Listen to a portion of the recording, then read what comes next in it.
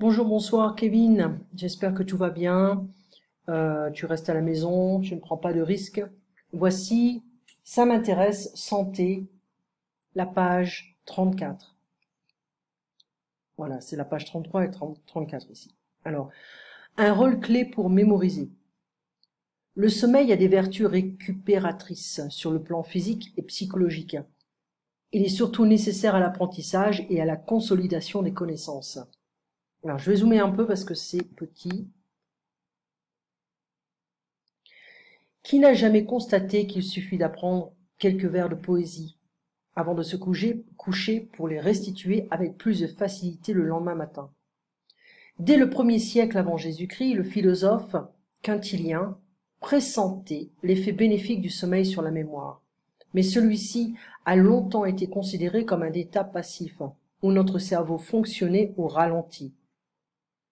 Les nouveaux apprentissages étant juste protégés des interférences des activités de la journée. Depuis les années 50, la recherche a montré peu à peu que la nuit est un temps d'activité cérébrale intense. Alors, l'hippocampe, essentiel dans la formation des souvenirs. Parmi les découvertes capitales, plusieurs expériences ont récemment mis en évidence que les circuits neuronaux activés pour mémoriser des informations se réactivent spontanément durant le repos. Ce mécanisme a été observé chez les rongeurs, pour une famille de neurones spécifiques. Les cellules de lieu, de location, les lieux, les places, les endroits, qui codent la position de l'animal dans l'environnement. Les chercheurs ont constaté que les rats revivent en rêve les trajets effectués éveillés. La réactivation neuronale se produit dans l'hippocampe, essentiel dans la formation des souvenirs. En 1957, un patient épileptique, Henri Molesson, avait subi l'ablation de l'hippocampe. L'opération avait endommagé sa capacité à former de nouveaux souvenirs. Alors que ceux alors ici, il faut voir où est-ce que c'est, plus anciens restaient intacts. Donc il se souvenait de ce qui est comment dire, des vieux souvenirs, okay, mais il ne pouvait pas créer de nouveaux souvenirs. Voilà. Cette observation a conduit à formuler l'hypothèse que la consolidation de la mémoire nécessite des échanges d'informations entre l'hippocampe et probablement le cortex, explique Michael Zugaro, directeur de recherche au CNRS. Dans une étude publiée en 2016, donc très récemment quand même, il a réussi à montrer que son équipe du Centre interdisciplinaire de recherche en biologie à Paris, qu'un dialogue s'opère bien la nuit entre l'hippocampe et le cortex durant la phase de sommeil lent, profond, répétitif. Lors de la réactivation neuronale, l'hippocampe émet des ondulations auxquelles répondent des ondes delta et des fuseaux de sommeil émis par le cortex. Donc c'est assez difficile, mais quand même, il faut trouver un peu de challenge de temps en temps.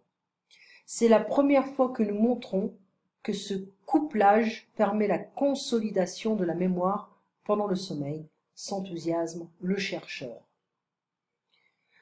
Alors, le sommeil opère une sélection sélective, un tri sélectif. Parallèlement, d'autres travaux explorent un rôle quasi inverse du sommeil.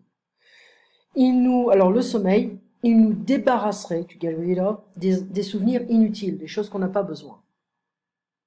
Cette hypothèse émise en 1983 par le prix Nobel Francis Crick a notamment été confirmée en 2011 par Géraldine Roche, chercheur à l'INSERM de Caen, et ses collaborateurs Fabienne Colette et Pierre Maquet de l'Université de Liège, en Belgique. Dans une expérience menée chez l'homme, des volontaires devaient retenir une série de mots, suivie de la consigne à retenir ou à oublier. La moitié des sujets a été privée de sommeil la première nuit après l'apprentissage.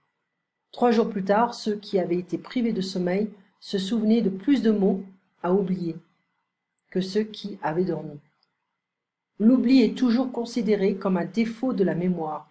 Pourtant, il est nécessaire à son bon fonctionnement, explique Géraldine Roche.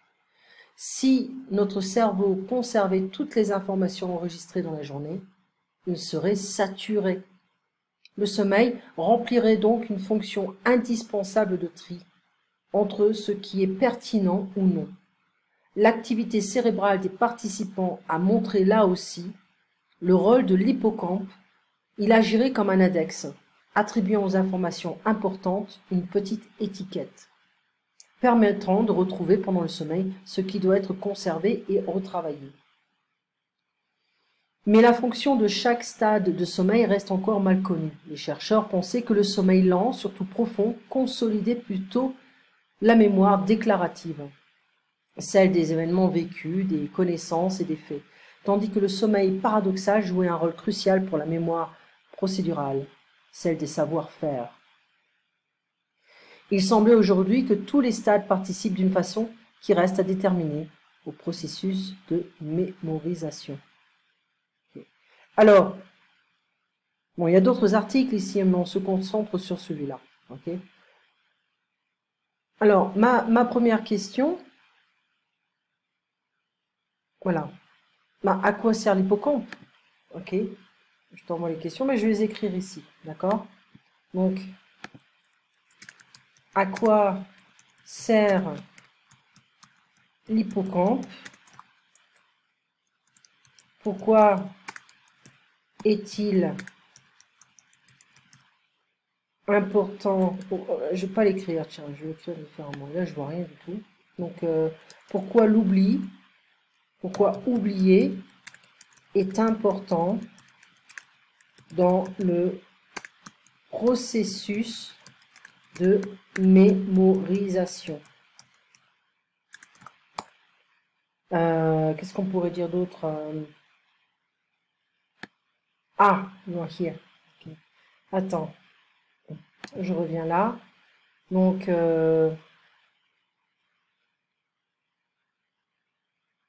l'hippocampe. Alors, si on enlève l'hippocampe, que se passe-t-il? Ok. Et là, on a quoi? Il y avait donc le sommeil remplirait donc une fonction de tri. Est-ce que c'est vrai? Donc, le sommeil remplirait une fonction de tri. Vrai ou faux? Voilà. Voilà pour les questions. Alors voilà. Alors ici je reviens au début. Donc le couvre-feu, curfew. Le racisme est un vieux problème. Moi j'ai un livre préféré, The People History of the United States, Howard Zinn, qui explique vraiment beaucoup de choses et je pense que ça devrait être étudié dans les cours d'histoire. Piller ou vandaliser aussi. Piller, vandaliser les...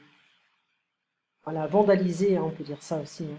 Alors modifier, on va ajouter ce verbe. Piller, vandaliser, vandaliser les magasins. Donc les casseurs, on a vu tous les journaux, hein, on a vu les journaux de Libération, Le Monde, on voit en fait que les faits les plus importants ne sont pas toujours ce qui se passe aux États-Unis, d'accord? Là, je vais revenir au volcan. Alors, une petite seconde. Donc, Philippines, éruption du volcan Taal. Fait du jour, c'est en fait l'actualité la plus importante de la journée.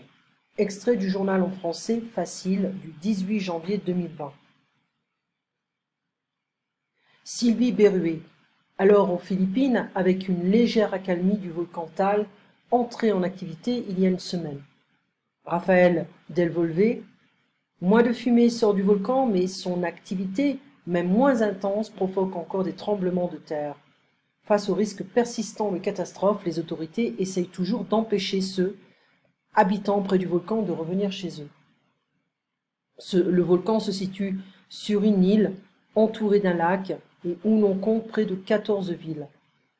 Parmi les habitants de la région, il y a ceux qui veulent revenir et ceux qui ne veulent pas. Reportage de Marianne Dardar sur place. Alors revenir ou tout quitter, voilà la question pour beaucoup d'habitants des abords du volcan Tal. Wangi Espiritu a dû évacuer Tanaiwan sur la berge et du lac Tal au milieu duquel se trouve le volcan du même nom. Comment est-ce que je me sens? J'ai peur d'une nouvelle éruption. Je pense partir et quitter ma maison, car j'élève seul mes 3 enfants. Pour d'autres, pas le choix, en particulier ceux qui vivent sur l'île Tal, où se trouve le volcan entouré du lac, où ils étaient près de 4000 jusqu'ici. Rodrigo Duterte, président des Philippines, a déclaré l'île Tal interdite d'habitation de manière définitive, sans encore préciser où ces personnes seraient relogées. Alors Chloé Léa Castillo est une autre rescapée du centre d'évacuation de Tanaiwan. Je ne crois pas qu'on doive interdire aux gens de revenir si c'est leur volonté, mais ils devraient disposer d'un logement ailleurs au cas où. Après l'éruption de 1754, la plus grosse connue par le volcan qui avait tué plus d'1 millier de personnes, la municipalité de San Nicolas avait à l'époque déménagé 7 km plus loin pour s'éloigner du volcan. Aujourd'hui, elle fait encore partie des plus exposées. Edouard Lindayan est responsable local du bureau en charge des désastres naturels. Selon l'Institut géologique des Philippines, dans le pire des scénarios, on parle d'une zone de 20 km autour du volcan qui pourrait être directement touchée. Située à la fois sur la ceinture de feu du Pacifique et en première ligne des typhons, l'archipel des Philippines figure parmi les pays au monde les plus exposés aux désastres naturels. Marianne Dardar, de retour des abords du lac Tal, RFI. Allez, les questions maintenant. Actuellement, alors légère accalmie, c'est calme. Actuellement, le volcan Tal produit moins de fumée. Les autorités philippines on déconseille aux habitants de rentrer chez eux. Le volcan Tal se trouve sur une île au milieu d'un lac. Rester ou partir. Elle dit qu'elle veut quitter sa maison. Les habitants de l'île Tal où se trouve le volcan n'ont plus le droit de rester sur l'île. Chloé Léla Castillo pense que les habitants de l'île devraient avoir le droit de rester et aussi devraient avoir un autre logement s'ils le souhaitent. En 1754, le volcan Tal a eu sa plus grosse éruption. Je ne sais pas si ça a provoqué un tsunami. Attends. Une plus grosse éruption. Suite à cela, la ville de San Nicolas a dû déménager plus loin du volcan. Les Philippines sont situées sur une succession de volcans appelés la ceinture de feu. Okay. Allez, c'est tout pour aujourd'hui. Je t'ai envoyé les questions. Hein. Donc, on se voit donc mercredi prochain, à la même heure. Tu passes une très bonne semaine. Fais attention à toi. Au revoir.